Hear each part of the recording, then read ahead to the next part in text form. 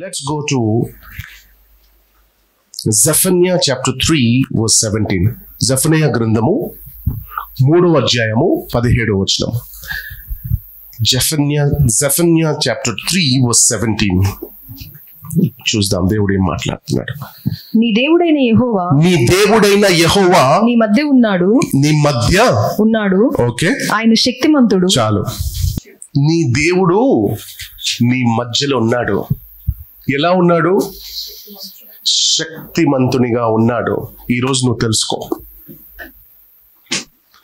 Know that God is present in our midst and He is mighty. Hallelujah. He is mighty. Now second point, రెండో మాట ఏంటంటే యోబు గ్రంథము 5వ అధ్యాయము 2 నుండి 7 వరకు చదువుదాం. Job chapter 5 2 to 7. యా, దౌర్భాగ్యమును గూర్చి. ఇప్పుడు దౌర్భాగ్యము అనే చోట గర్వము, అహంకారం అని చదువుదాం. చదవండి సిస్టర్. గర్వము, అహము గూర్చి ఏడ్చుట వలన, గర్వముతో అహంకారముతో ఏడ్చుట వలన మూడులు నశించెదరు. ఏం నశిస్తారంట? బుద్ధి లేని వారు అసూయ వలన చచ్చెదరు. నేను మీకు రెండో మాట చాలా భయంకరంగా చెప్పాను, నేను మర్చిపోయా. డిస్ట్రాక్షన్ అనేసారు. సింపుల్ గా ఎవరైతే మిమ్మల్ని బాధ పెడుతున్నారో, ఇబ్బంది పెడుతున్నారో, అవమానం కలిగిస్తున్నారో, వేదన కలిగిస్తున్నారో వాళ్ళకి ఏంటంట, వాళ్ళు ఎవరైతే మిమ్మల్ని దుఃఖ పెడుతున్నారో, ఇప్పటి వరకు దుఃఖ పెడుతూ వచ్చారో వాళ్ళని, వాళ్ళ కుటుంబాన్ని ప్రభు ఏం చేస్తాడు? కంప్లీట్ చేస్తాడా? విరగొడతారు. This is the second point. అక్కడ చూడండి, చదువుదాం సిస్టర్. బుద్ధి లేని వారు అసూయ వలన చచ్చెదరు. బుద్ధి లేని వారు అసూయ వలన చచ్చెదరు. మూఢుడు వేరు తన్నుట నేను చూచి ఉన్నాను. నేను చూశాను. యోబు స్నేహితుడు చెప్తున్నాడు, జోబ్ సమాజంలో మూఢుడు వేరు తన్నుట నేను చూచి ఉన్నాను. అయినను తోడనే అతని నివాస స్థలము శాపగ్రస్తమని కనుగొంటిని. అతని పిల్లలు ఎంతమందిని చూడలేదు. మీరు గమనించాలి. యోబు స్నేహితుడు యోబుతో అంటున్నాడు, యోబ్ ఎంతమందిని చూడలేదు. సమాజంలో గర్విష్ఠులు ఉన్నారు, పాపిష్ఠులు ఉన్నారు, అహంకారముతో గర్వంతో నింపబడిన వారు ఉన్నారు. ఎంతమందిని చూడలేదు. ఎంత గర్వపడ్డారో ఆ గర్వంతోనే పడ్డారు. చూడలేదా మేము? ఎంత అహంకారపు మాటలు మాట్లాడారో అహంకారముతోనే నిండి వాళ్ళంతటా వాళ్ళే చచ్చారు. మేము చూడలేదా? అహంకారపు మాటలు మాట్లాడారు, గర్వపు మాటలు మాట్లాడారు. ఏమన్నారు?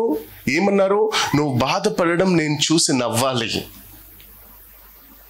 నువ్వు ఏడవడము నాకు ఇష్టము, నువ్వు ఏడుస్తే నాకు తృప్తి, నాకు మనశ్శాంతి అని బాధ కలిగించారు, అవమానించారు. నువ్వు నిందల పాలయ్యావేమో. జోబ్ గమనించు, ఎంతమందిని చూడలేదు, ఎంతమంది పడడం చూడలేదు, ఎంతమంది నష్టపోవడం చూడలేదు, ఎంతమంది నశించిపోలేము చూడలేదు. యోబు స్నేహితుడు అంటున్నాడు, యోబు సమాజంలో గర్విష్ఠులు, అహంకారపుతో నింపబడిన వాళ్ళు ఉన్నారు. మేము చూడలేదా? వారందరూ ఏదో ఒక రోజున అవుట్ అవుతారు, నాశనమవుతారు, నశించిపోతారు. They will be distracted by their own plans. నీ కొరకు గుంత త్రవ్వుతున్నారా? ఆ గుంతలో వాళ్ళే పడతారు. నీ కొరకు ప్లాన్స్ గీస్తున్నారా? ఏం చేస్తాడో చూసుకుందాం, మేము చెయ్యము, మేము ఇవ్వము అంటున్నారా? నీ నాశనాన్ని ఎదురు చూస్తున్నారా? ఆ నాశనం, ఆ ప్లాన్లో, ఆ చిక్కులో వాళ్ళే తట్టుకోబోతున్నారు యేసు నామములో. హల్లెలూయా. యోబు స్నేహితుడు అంటున్నాడు, మేము చూడలేదా?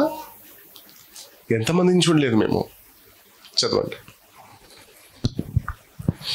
అతని పిల్లలు సంరక్షణ దొరకకయుందురు. ఏందంట? అతని పిల్లలు సంరక్షణ దొరకకయుందురు. ఏదో ఒక రోజు బయటపడతారు. ఎక్కడ పోతారు? అన్యాయపు సొమ్మును దోచుకొని తింటున్నారు. ఏదో ఒక రోజు బయటపడతారు. ఎంతకాలం బ్రతుకుతారు? ఎంతకాలం తింటారు? ఎంతకాలం? ఇంకా వాళ్ళే మాత్రం కాదు, వాళ్ళు, వాళ్ళ కుటుంబస్తులు, వాళ్ళ పిల్లలు నాశనం అవుతారంట. హల్లెలూయా. ఉక్కిరి బిక్కిరి అవుతారంట. కానీ యథార్థవంతులని వాళ్ళ సంతానాన్ని నా దేవుడు చేయి విడవడు. హల్లెలూయా. ఆమేన్. చదువుదాం. గుమ్మములు నలిగిపోవుదురు, వారిని విడిపించు వాడెవడునూ లేడు. వారిని విడిపించు వారు ఎవరుండరు. ఆకలి కొనిన వారు అతని పంటను తినివేయుదురు. ఏమైంది శ్రీలంకలో?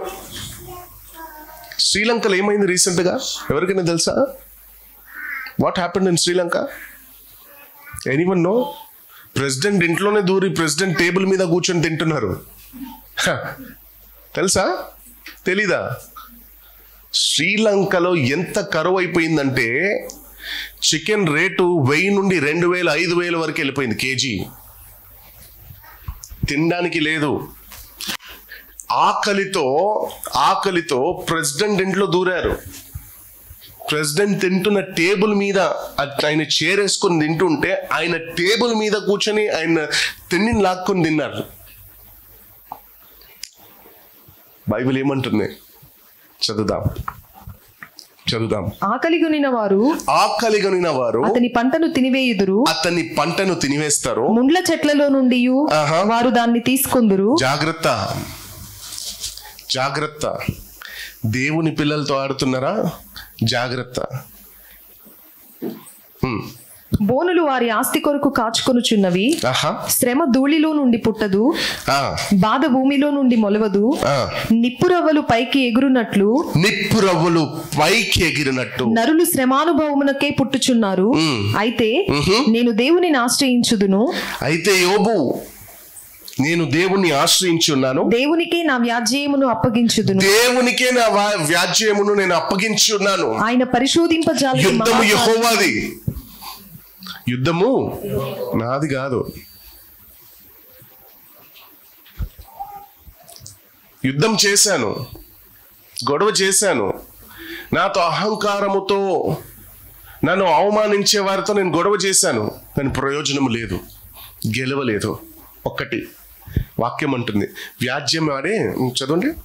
దేవునికే నా వ్యాజ్యమును అప్పచెప్పును. దేవునికే నా వ్యాజ్యమును నేను ఇప్పుడు అప్పచెప్పి ఉన్నాను. ఆయన పరిశోధింపజాలని మహాకార్యములను లెక్కలేనన్ని అద్భుత క్రియలను చేయువాడు. ఆయన భూమి మీద వర్షమును కురిపిస్తాడు. పొలముల మీద నీళ్ల ప్రవహింప చేయువాడు. చాలు. దావీదు అంటున్నారు, నేను ఒకప్పుడు చిన్న పిల్లోడిని,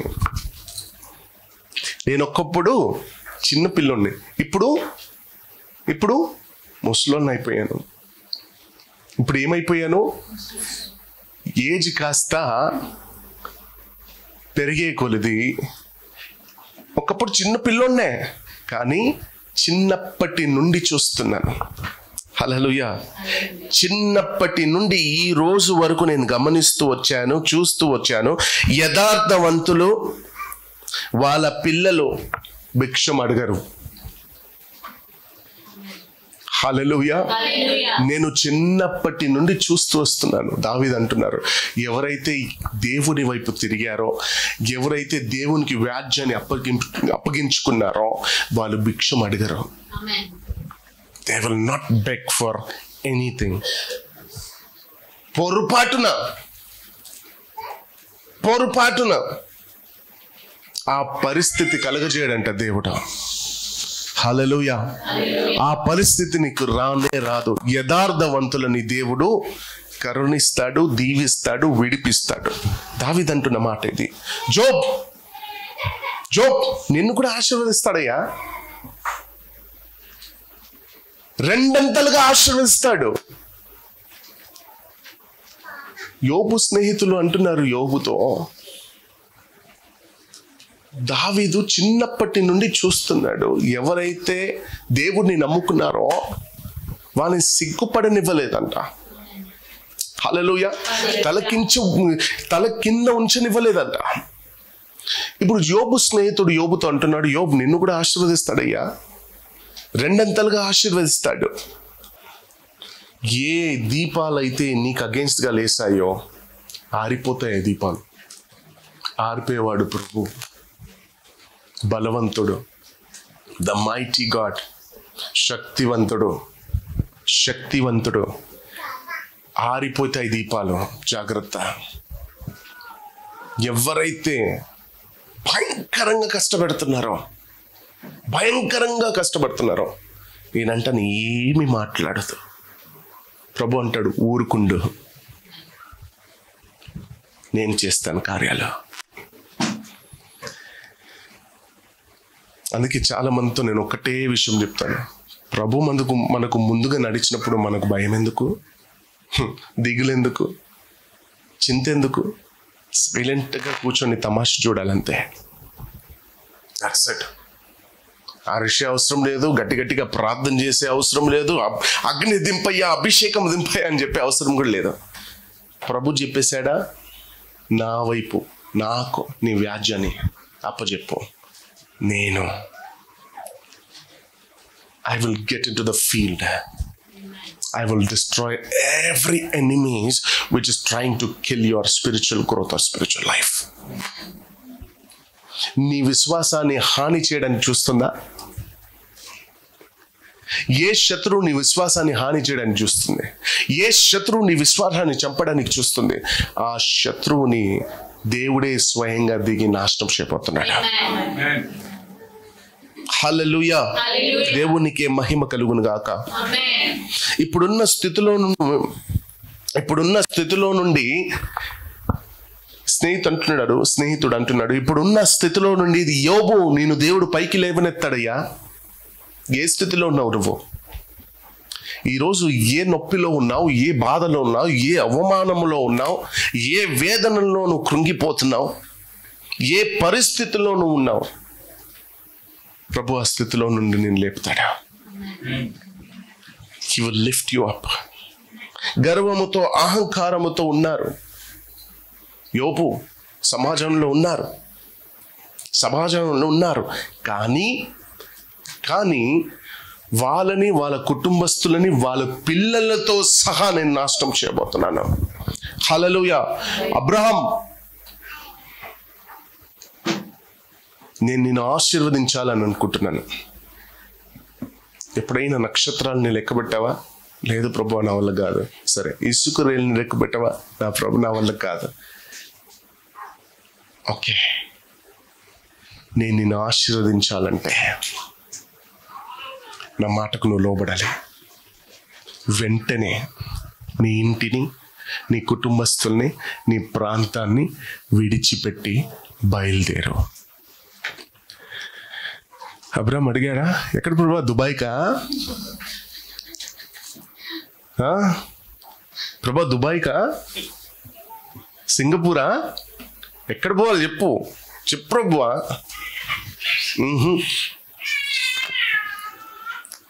ఈవెన్ ఫార్వర్డ్ ప్రభు మాటకి అగెయిన్స్ట్గా వెళ్ళకుండా లోబడ్డాడు. ఏదైనా సరే ఈరోజు నీకు కనిపించకపోవచ్చు,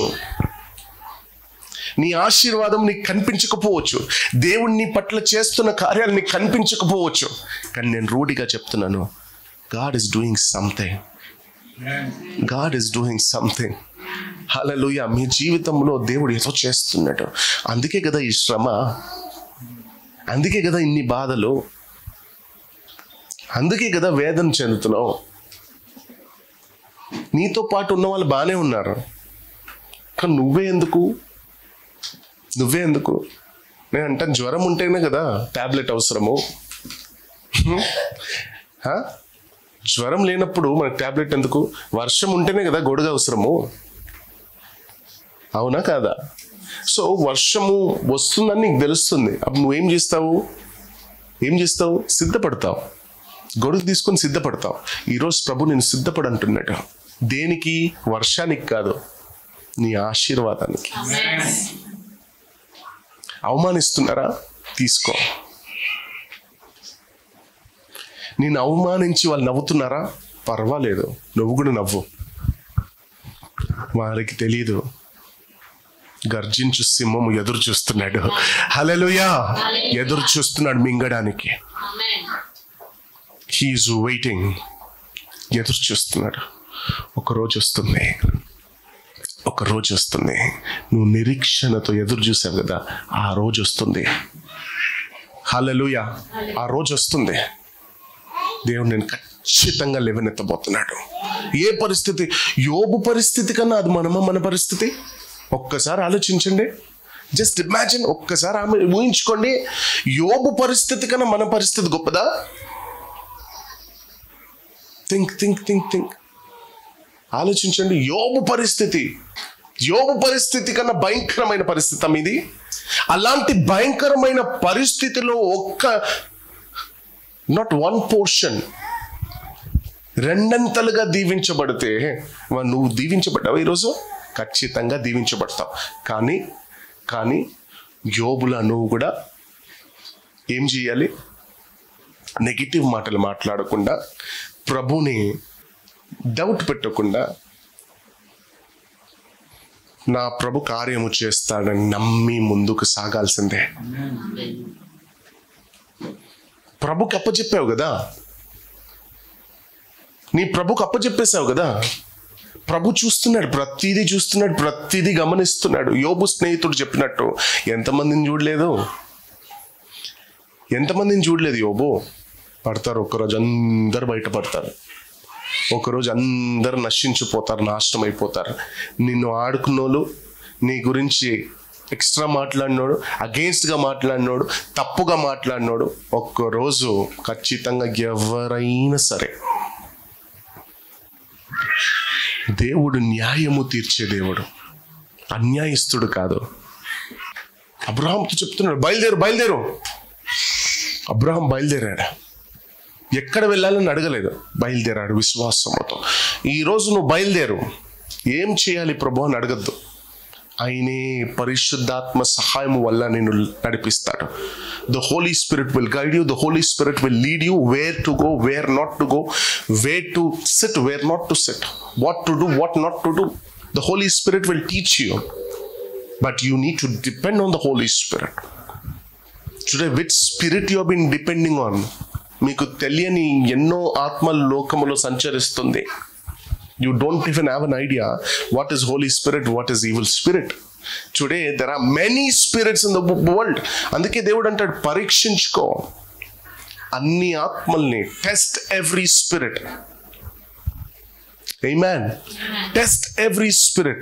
Not every spirit is from God. Not every spirit is from God. I'll అక్కడ వస్తాను నేను. I'll touch some points. మూడో మాట, మన విరోధులు మనం ఏమో అయిపోవాలని, మన కుటుంబాలు ఏమో అయిపోవాలని ఆశపడుతూ ఎదురు చూస్తున్నారు. వాళ్ళకి ఏంటంట? ఏంటి వాళ్ళకి? నిరాశ. ఆశతో ఎదురు చూస్తున్నారు. అంతే, అయిపోయింది. ఇంకా 3 నెలలే, 6 నెలలే. 6 నెలల్లో చూడు ఆయన పరిస్థితి చూడు, 3 నెలల్లో ఆయన పరిస్థితి చూడు, 2 నెలల్లో ఆయన పరిస్థితి చూడు, ఏమైపోతాడు చూడు అని ఎదురు చూస్తున్నాడు చూడు. ఆశ. వాళ్ళకి నిరాశ. డబ్బులు కుమ్మరిస్తున్నారా వాళ్ళు? ఎక్కడ కుమ్మరిస్తున్నారు? వాళ్ళు డబ్బులు కుమ్మరిస్తే నేను ప్రార్థన కుమ్మరిస్తున్నాను, నేను కన్నీటిని కుమ్మరిస్తున్నాను. హల్లెలూయా. డబ్బు కన్నా విలువైనది నీ ప్రార్థన. డబ్బుకైనా విలువైనది నీ ప్రార్థన జీవితము, దేవుని వాక్యం. డబ్బు ఇవాళ లేదంటే రేపు సంపాదించుకోవచ్చు, కానీ ప్రాణాన్ని సంపాదించుకోలేము. హల్లెలూయా. ఆమేన్. ఎదురు చూస్తున్నారు, ఆశతో ఎదురు చూస్తున్నారు. 3 నెలల్లో కథం అయిన పరిస్థితి చూడు ఎలా అయిపోతుంది. రోడ్డు మీద వచ్చేస్తాడు, దిగిజారిపోతాను అంతే. ఆల్మోస్ట్ అయిపోయింది, ఇంకా 1% మిగిలింది. ఆల్మోస్ట్ 1% అంటే 0.5% ఉన్నా, ఒక్క రోజున్న ఒక్క నిమిషం ఉన్నా కూడా ఆ నిమిషంలో కార్యము చేయడానికి సిద్ధంగా ఉన్నాడు నా ప్రభు. కానీ నువ్వు అప్పచెప్పాలి, నువ్వు విశ్వసించాలి, నువ్వు నమ్మాలి, నమ్మకం ఉంచాలి ప్రభు మీద. చేయడానికి ఆయన సిద్ధంగా ఉన్నాడు, నమ్మడానికి నువ్వు సిద్ధంగా ఉన్నావా? ఒక్క నిమిషంలో నీ పరిస్థితి తారుమారు అయిపోబోతుంది. ఆ ప్రభుని ఒక్క నిమిషంలో నమ్మపోతావా? కష్టం కదా. సిచ్యువేషను ఎంతో హారబుల్. 1 minute ఏదో అవ్వబోతుంది పెద్దగా నాశనం. ఆ 1 minute ప్రభు ఎదురు చూస్తున్నారు. ఈ 1 minute అయినా నన్ను కలవరిస్తాడా, నన్ను నమ్ముతాడా, నా నామాన్ని మొరబెడతాడా, నాకు మొరబెడతాడా అని ఎదురు చూస్తున్న ప్రభు. ఆ నిమిషంలో యేసయ్యా అన్నావా అంతే. ఏ శత్రువు అయితే ఆశపడి ఎదురు చూస్తున్నాడో వారికి నిరాశ కలిగిస్తాడు ప్రభు. Disappointment to him, disappointment. మనమేమో యథార్థంగా స్నేహిస్తూ ఉంటాం. అరే మనవాలే కదా, అరే మనవాలే కదా, మంచి చేస్తూ ఉంటాం, అరే మనోలే కదా. కానీ ఎదుటున్న మనిషి నీ గురించి ఏం ఆలోచిస్తున్నాడో నీకు తెలియదు. ఎదట నీ ముందున్న మనిషి నీ గురించి ఏం ఆలోచిస్తున్నాడు నీకు తెలియదు. కానీ నువ్వేం ఆలోచిస్తున్నావు? అరే మన స్నేహితుడే కదా, మనవాడే కదా, చలో హెల్ప్ చేస్తాం, సహాయం చేస్తాం. మనమేమో యథార్థంగా స్నేహిస్తాం, కానీ ఎదుటి వాళ్ళు ఎలాగైనా సరే మనల్ని వంచాలనుకుంటారు, వంచాలని ప్లాన్స్ వేస్తుంటారు, పనాగం వేస్తుంటారు. మీ బిజినెస్ బాగానే నడుస్తుంది, మీరు జాబ్లో బాగా విస్తరిస్తున్నారు. మీ ముందు, మీ పక్కన, మీ వెనుక, మీ చుట్టే ఉంటాడు శత్రువుడు.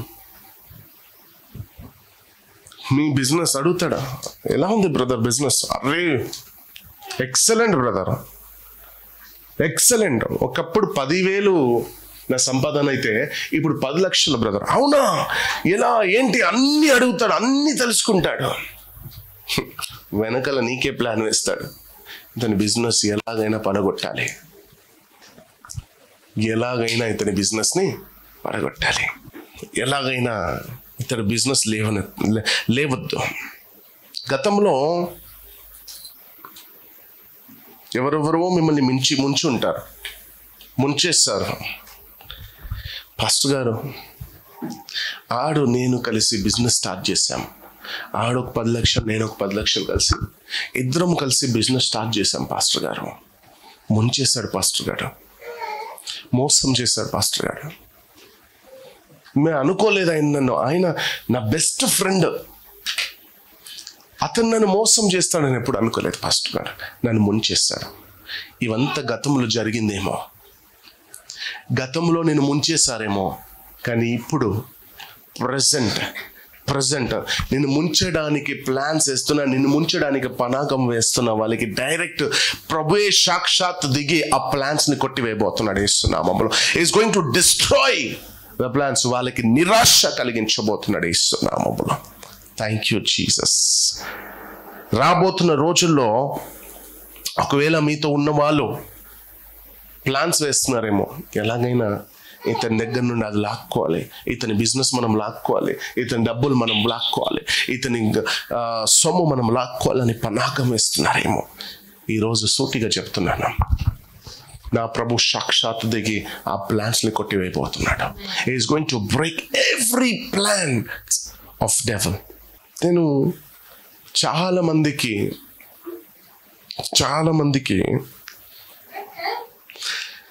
సాతాను ప్రణాళికను ముందే చెప్పి ఉన్నాను. God used me to tell them before itself, ఇది జరగబోతుంది, ఇది జరుగుతుంది, ఇలా అవుతుంది, జాగ్రత్త జాగ్రత్త జాగ్రత్త. మీరు గమనిస్తే దేవుడు, God not might, God will use a man of God to protect you. Israel ప్రజల మొరను విన్నాడు, ఇజ్రాయేల్ ప్రజల మొరను ఆలకించాడు. స్వయంగా దేవుడే నడిచాడు వాళ్ళతో. అవునా? అవునా? పగలు మేఘ స్తంభమై, రాత్రి అగ్ని స్తంభమై దేవుడు నచ్చినప్పుడు దేవునికి మోస ఎందుకు? ఈరోజు మీలో కొంతమంది అనుకుంటారు, ఐ కెన్ ప్రే, నేను ప్రార్థన చేస్తాను, నాకు బ్రదర్ ఎందుకు, నాకు పాస్టర్ ఎందుకు, నాకు ప్రవక్త ఎందుకు?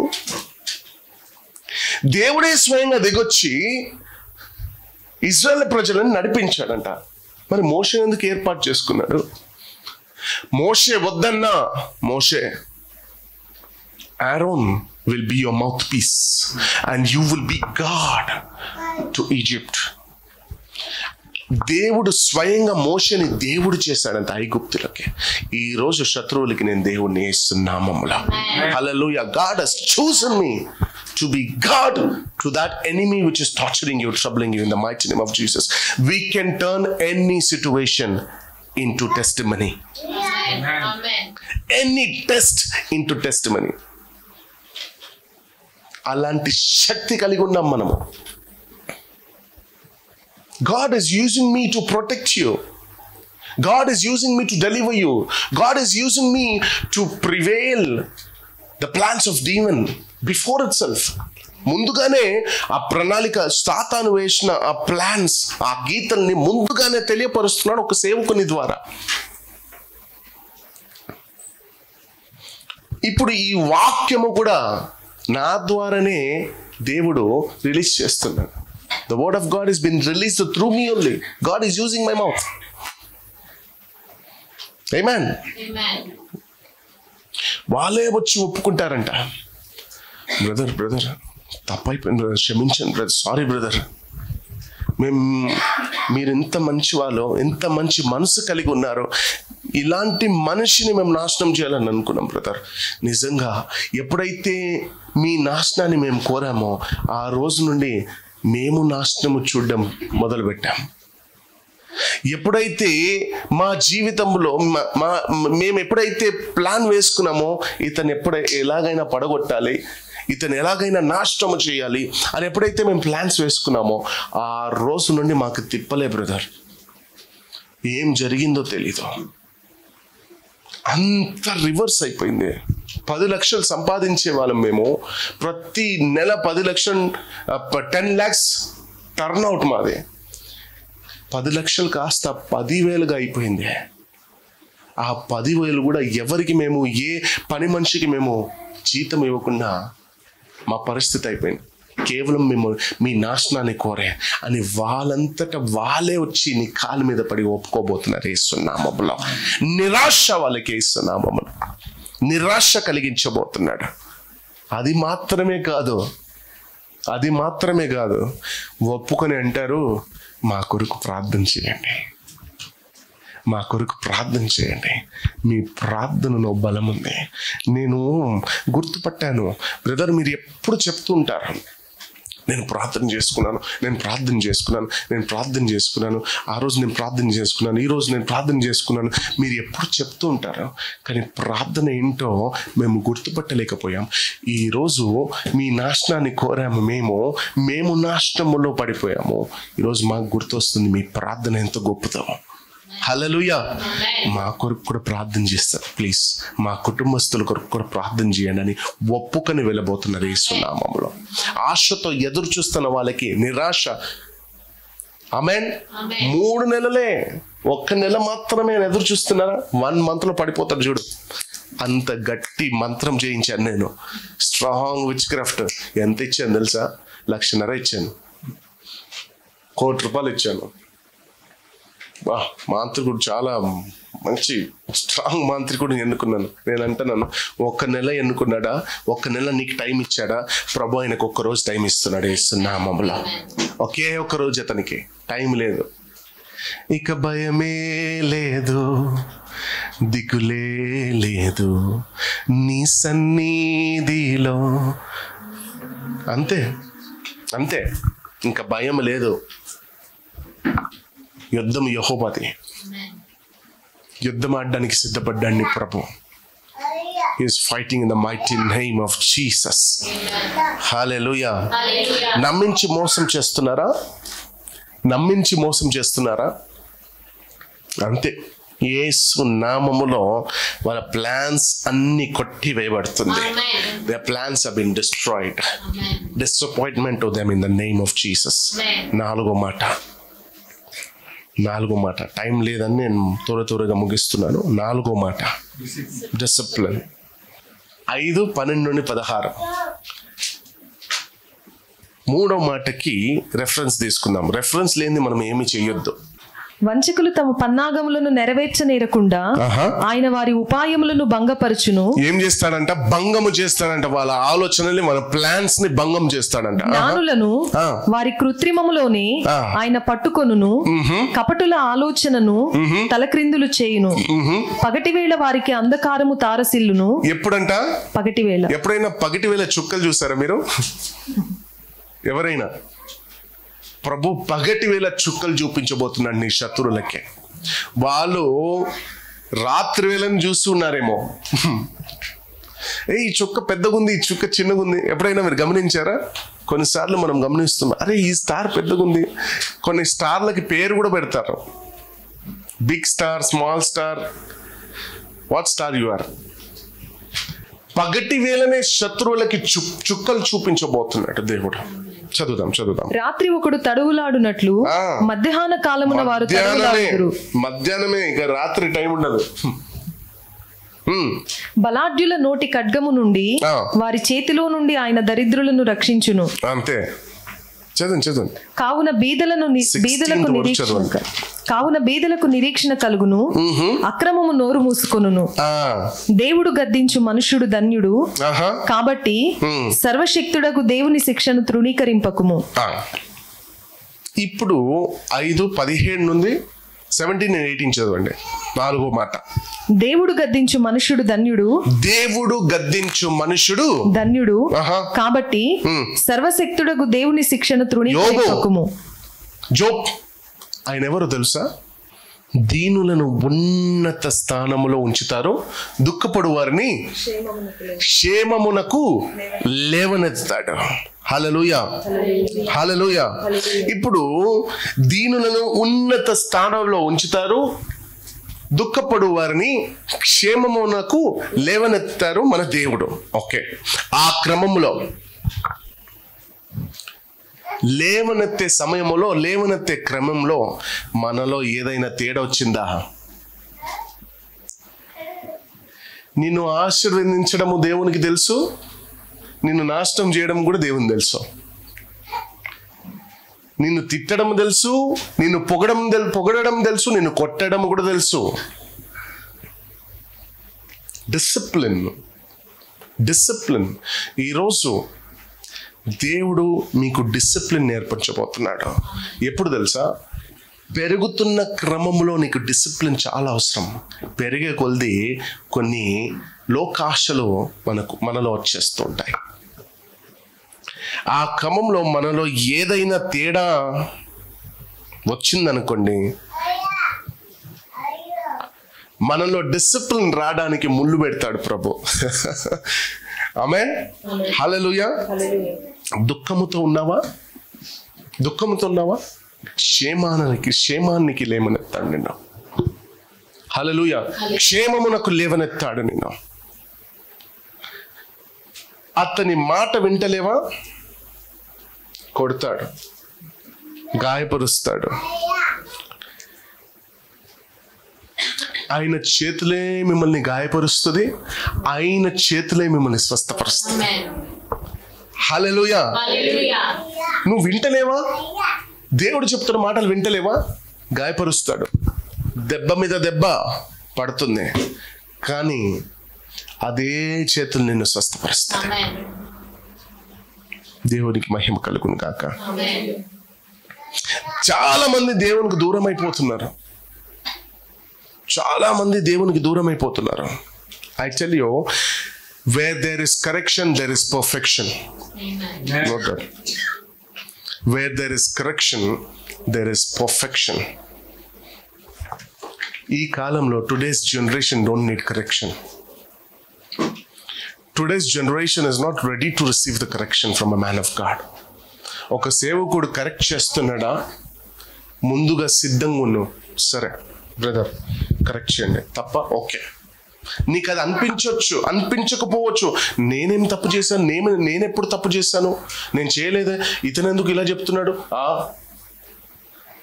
No, when a man of God is correcting, he might be correcting spiritually as well. Physical గా మాత్రమే కాదు, స్పిరిచువల్ గా ఆలోచించే కొంతమందికి కరెక్షన్ నచ్చక పారిపోయారు కదా మన దగ్గర నుండి. Where there is correction, there is perfection. If you are not ready to receive the correction, your life is destroyed. The devil is entered now. మీకు అర్థం కాదు. చాలా మంది ఎందుకు దూరం అయిపోతున్నారు ప్రభు దగ్గర నుండి. వాళ్ళకి కరెక్షన్ అవసరం లేదు, కరెక్షన్ వద్దు. కరెక్ట్ చేస్తే వాళ్ళకి నచ్చదు. ఎవరు అగేన్స్ట్ గా మాట్లాడద్దు. ఆయన ఎందుకు నా గురించి మాట్లాడుతున్నా, ఆయన ఎవరు అసలు మాట్లాడడానికి.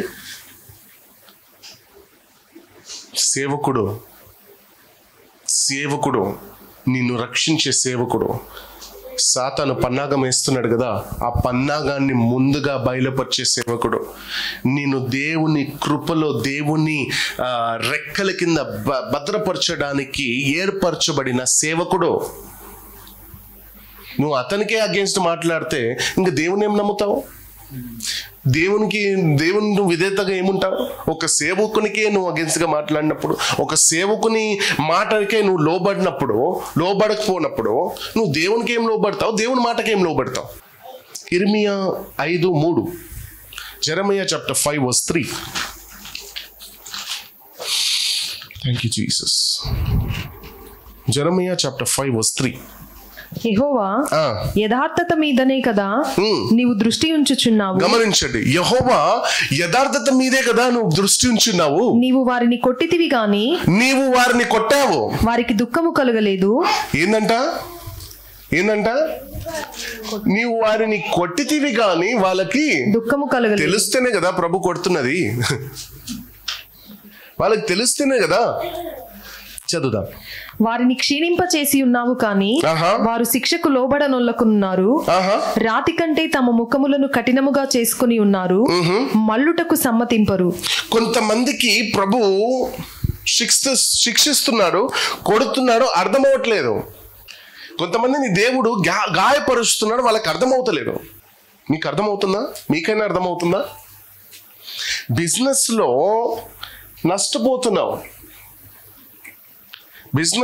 నష్టపోతున్నావు, కుటుంబంలో నెమ్మది లేదు, సమాధానం లేదు, దెబ్బ మీద దెబ్బ తగులుతుంది.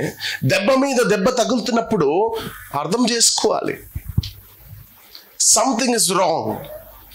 నేను ఎక్కడో ఏదో తప్పు చేస్తున్నాను, అందుకే నేను దేవునిలో ఉన్నా కూడా నాకు దెబ్బ మీద దెబ్బ పడుతుందంటే నేను ఏదో చేస్తున్నాను, నేను ఏదో చేశాను కాబట్టి ఇది ప్రభు దగ్గర నుండే నాకు ఈ దెబ్బ.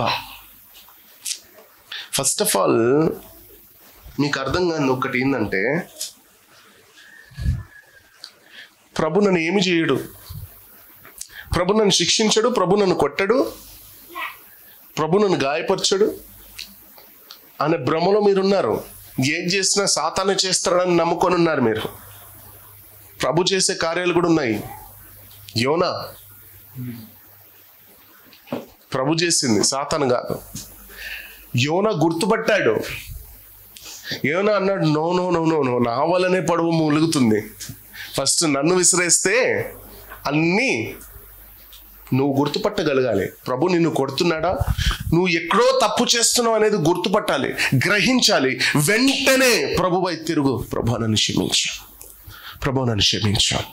వెంటనే. వీళ్ళంటా వాళ్ళు గుర్తుపట్టలేకపోతున్నారు, వాళ్ళకి అర్థమవుతలేదంట. చదువుదాం సిస్టర్. యెహోవా యథార్థత మీదనే కదా నీవు దృష్టి ఉంచుచున్నావు. నీవు వారిని కొట్టితివి కానీ వారికి దుఃఖము కలుగలేదు. కొట్టినా వాళ్ళకి తెలుస్తలేదు, వాళ్ళకి దుఃఖం కలుగుతలేదు. వారిని క్షీణింప చేసి ఉన్నావు కానీ వారు శిక్షకు లోబడనొల్లకున్నారు. రాతి కంటే తమ ముఖములను కఠినముగా చేసుకుని ఉన్నారు, మల్లుటకు సమ్మతింపరు. నేను ఇట్లా అనుకుంటుని. అర్థమవుతుందా మీకు? మీకు అర్థమవుతుందా ఈ సబ్జెక్ట్ ఏందో? మీకు అర్థమవుతుందా? దీన జీవితం నాశనం అయిపోయింది. దీన జీవితము కంప్లీట్ గా నాశనం అయిపోయింది. షిమియోను లేవి హంతకులుగా మారారు.